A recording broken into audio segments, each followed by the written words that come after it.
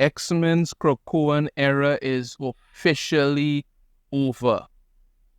Yep, it's officially over. After burning down everything the X-Men ever stood for, it made sure on the way out, it pissed on the ashes as well.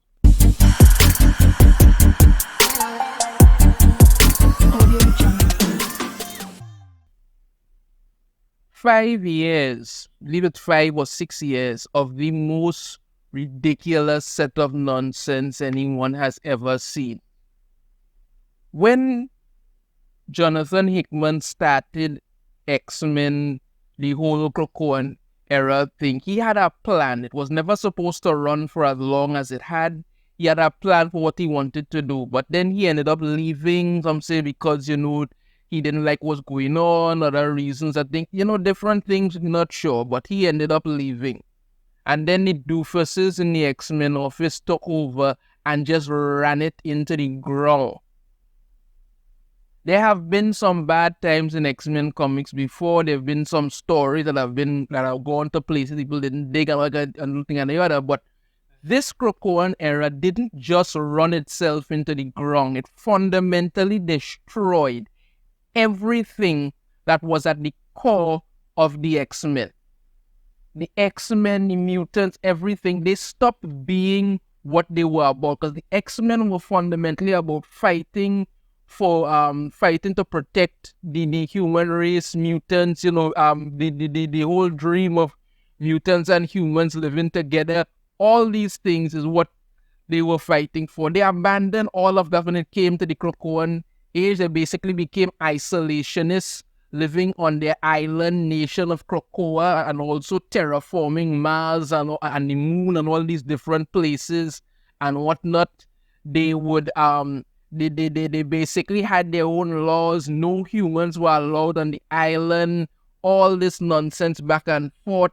They had their own council. Then they basically ended up becoming drug dealers. They were selling this drug that cures diseases and rejuvenates life and all kind of stuff.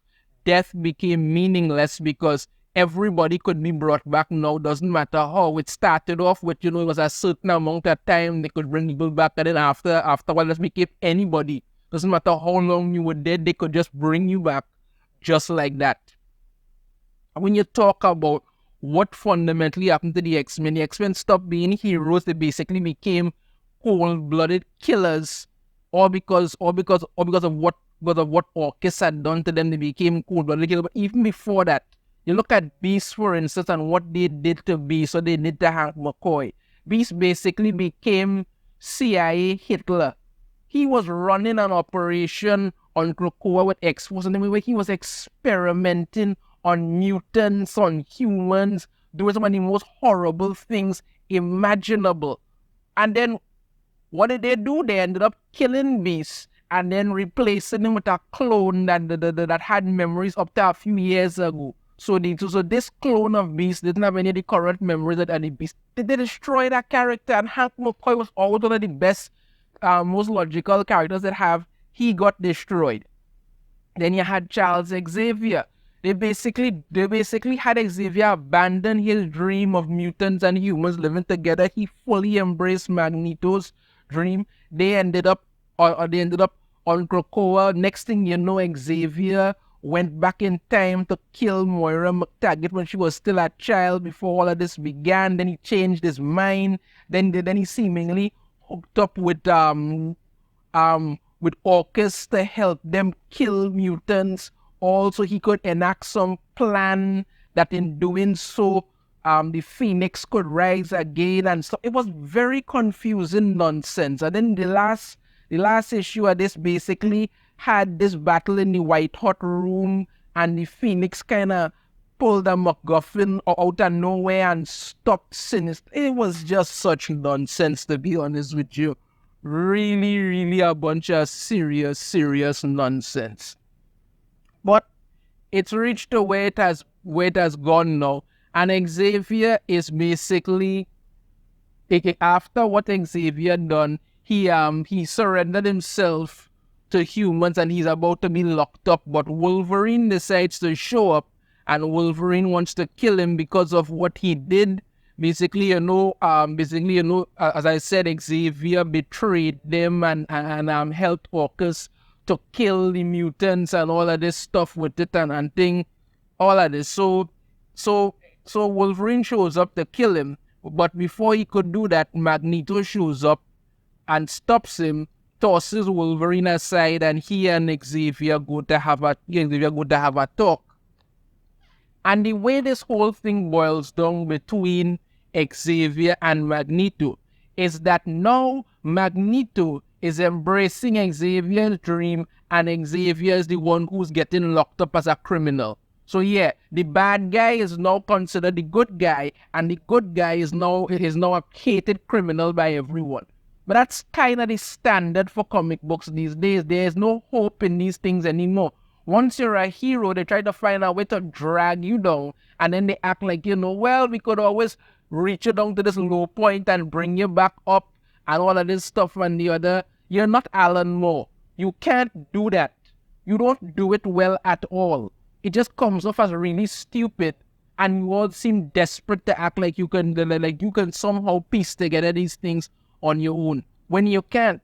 So yeah, basically, Magneto is now a good guy, and Xavier is now the one who is going to get locked up for life, because that's what he has done, because he embraced Magneto's dream of mutant isolation and superiority over all mankind, and now Magneto is embracing his dream of working with the X-Men to save mutants and to fight oppression and to save the world and all of that. Because let's completely forget all the heinous, horrible things Magneto has done over the years, because that's what this is all about. You understand me? They wanted us to celebrate the wedding between Mystique and Destiny. You understand me? Because no, these two women haven't committed atrocities so horrible most nations would execute them on sight. But whatever. That's probably what we're getting. So yeah, basically that's it. Xavier is now criminal number one, and Magneto is the whole thing. So what happened last time is that the island of Krakoa had split in two, and one part of it, I shouldn't say split in two, there are two different Krakoas there, if you want to put it that way. And one had disappeared into the White Hot Room, where apparently that's where the Phoenix was born or some nonsense like that. And the island disappeared, but now it's reappeared. And apparently 15 years have passed for them. The people who were in the White Hot Room, 15 years have passed for them, because they were basically in another dimension.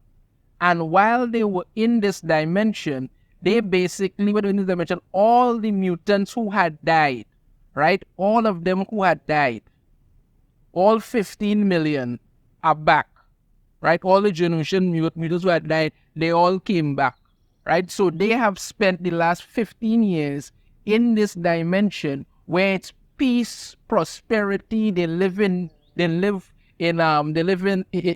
basically paradise. No persecution, no nothing. All of this stuff.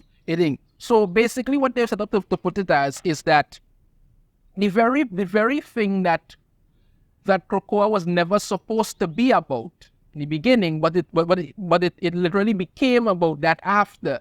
They're basically saying, well, you know what? Living as isolationists and thing now is the right way to go, because they achieved peace and prosperity living in isolation in another dimension, far away from persecution and all of this, right? So the other arrive and the thing about it is that what they've done now is that they have come back to the 616 universe, because they were in another dimension, but they've come back here now, and they're here for 24 hours.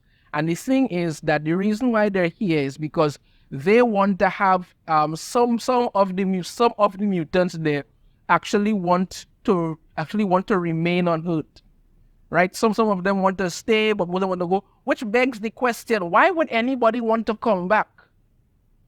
Why would you want to come back to the persecution, the hate, this one don't like mutants, all this stuff that you have basically set up to say, this is what's going on. Why would anyone want to come back to that? You're not doing yourselves any favor in actually coming and spending time and remaining in this dimension. But they set it up that, some of them want to stay, so they come here, and the ones who want to stay could, because you could have set it up like, some people actually had to come back in order to bridge some kind of dimensional gap so they could go back. So, people are making this heroic sacrifice to leave paradise and come back to this world in order to ensure that those who remain could live in peace and harmony. But no. Why do that when you could just basically come out and say, well, the thing about it is that some of these people who lived in paradise for 15 years just decided, hey, you know what? I miss being persecuted. I think I'm going back. Yeah, I tell you, it was really something to begin with. And then Apocalypse shows up, right? Apocalypse shows up, and the thing about it is that they decide to the mutants who have lived on Krakoa for 15 years decide to show him what they've done. They decide to show him all these stuff. But when Apocalypse literally takes out one of these mutants, the acolyte, he takes him out there pretty brutally. You understand me? But they decide to show him what they've accomplished, how they have been here for years, and that they have grown and evolved, and that they no longer wish for all this war and all this sort of stuff, and that they have wood sculptors who have made sculptures of all the mutants and stuff and of Apocalypse, and they're telling him how his whole dream of survival of the fittest isn't who's strongest, but survival of the best fit, as in the best to fit the context once one finds themselves in. And we can change the context we find ourselves in to choose what attributes are the best fit.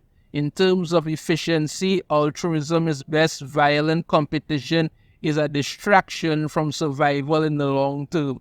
But yeah, they're basically telling that, they have found peace in a way that they don't have to fight. It's no longer survival, no longer the fittest isn't who's strongest, but survival of the best fit and stuff. And they basically tell Apocalypse that, this is how they are now, but he absolutely can't stand it. He believes that, mutants have become weak doing this nonsense. So he is ready to teach them how to go back to it. And the X-Men and stuff attack Apocalypse, and he starts to beat the living hell out of them. And I'm thinking, finally, we're getting some action in this book. Apocalypse is taking them on, back and forth blows. Yeah, I mean, the art could have been better, I'll admit that, but at least we finally get to see Apocalypse do some heavy hitting here. So he's taking on the X-Men and the mutants and stuff, and going at it. And Dr. Doom shows up in a flying ship because he wants to get a seed from Krakoa. So he sends one of his minions in, and she takes a seed and leaves and goes back to him. So now Dr. Doom has a seed of Krakoa with him, and Apocalypse is still tearing his way past the X-Men and stuff. You understand me? Sunfire attacks him. That doesn't help.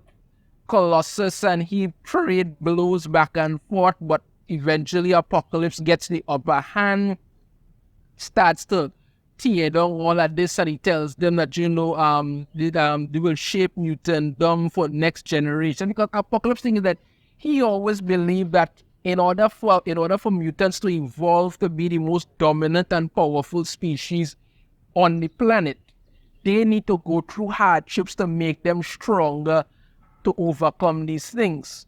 So that's when the one Storm shows up. She wants a thing, all of this stuff, the fighting continues. Wolverine and Deadpool throw down with him. Wolverine stabs Apocalypse through the face. He pulls out the claws and impales Wolverine in the side and through the throat. Nightcrawler shows up and literally uses his teleportation powers to pluck out Apocalypse's eyes.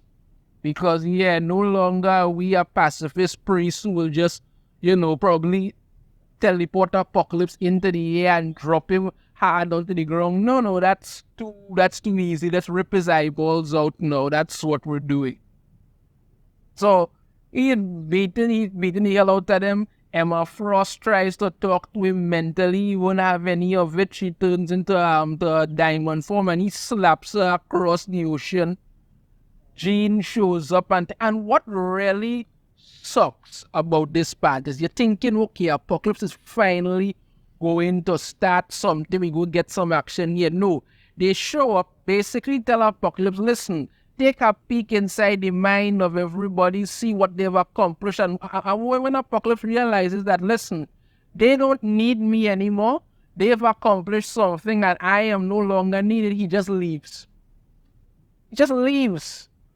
That's it. So everything that happened was just meaningless because he just leaves. That's it. After that, those who wish to remain, those who choose to go, and then all the X-Men and everybody else stand there and look on as Krakoa eventually disappears. All of them start to cry and all of this stuff as it's gone because again, and then Krakoa disappears back into the dimension of peace that it was in paradise. Why would you choose to stay? That's the contradiction.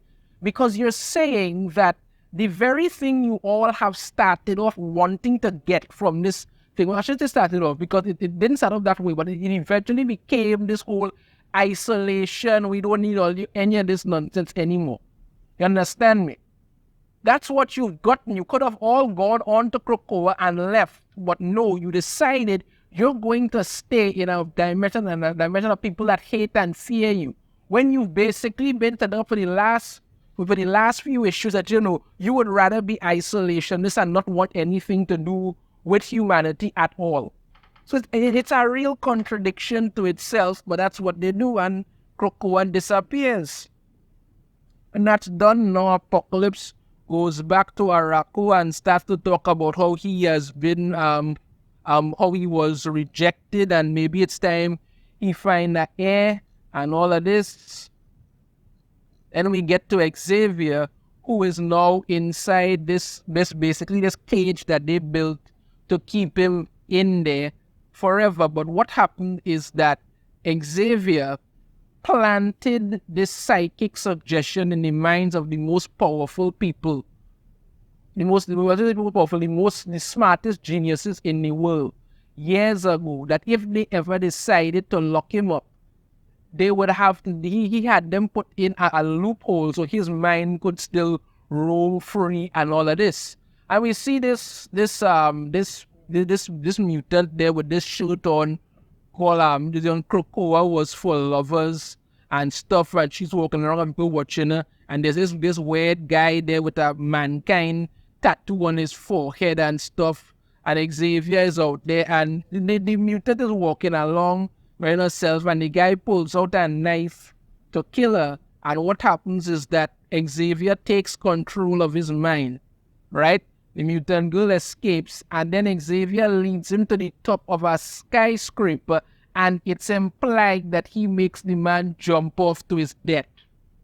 Seriously, that's what it is, because no longer is Xavier a hero. He could have taken control of the man's mind and had him go to the police and confess to everything he's done, and they lock him up.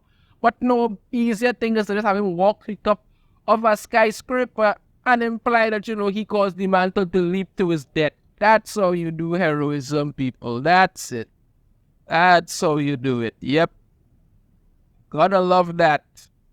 Gotta love that no matter what you do. Gotta love that nonsense. We get a brief recap at the end of what's happening with people and stuff, because Xavier's mind could wander again. So we see that in Alaska, Cyclops and Beast want to build a base there. This is all setting up for from the ashes.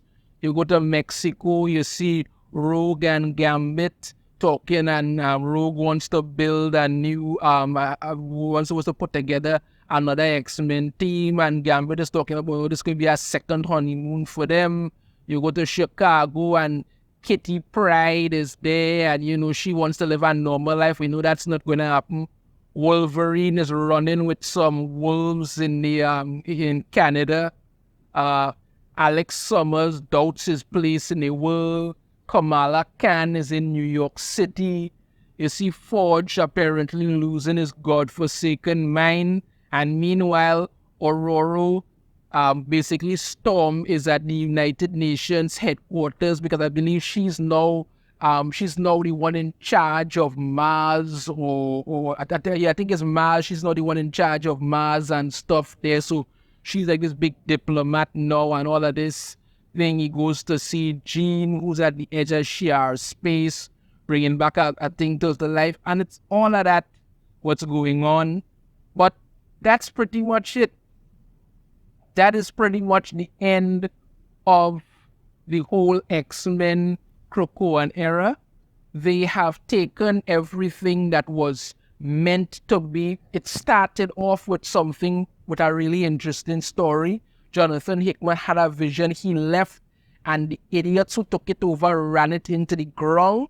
And this is the nonsense that we have gotten in exchange for it. Everybody was hoping to God this would have ended. But even at the end, they had to destroy it. They did literally destroy Charles Xavier. You understand me? He has been destroyed. Like I say, Beast is now a clone, because the original Hank McCoy was freaking CIA Hitler. He is dead. The X-Men are no longer heroes. They're a bunch of sycophants. Krakoa came back, and again, I have to keep asking this question. If this was paradise that you all had, why would you choose to come back to a world where people hate and fear you and want to get you? Because you've already spend the majority of this time setting up yourselves as isolationists who wanted nothing to do with humankind. But now you're staying because. So yeah, that's the end of the X-Men Krakoa Age, and God knows everybody could not have been more happy this nonsense ended. That's the long and short of it, people. Let me know your thoughts on this in the comments. If you have a different opinion, I'd love to hear it. If you liked it, hit that thumbs up. Subscribe if you haven't already. Ring the notification bell to be notified every time I put out a new video. And I shall see you all next time. Take care.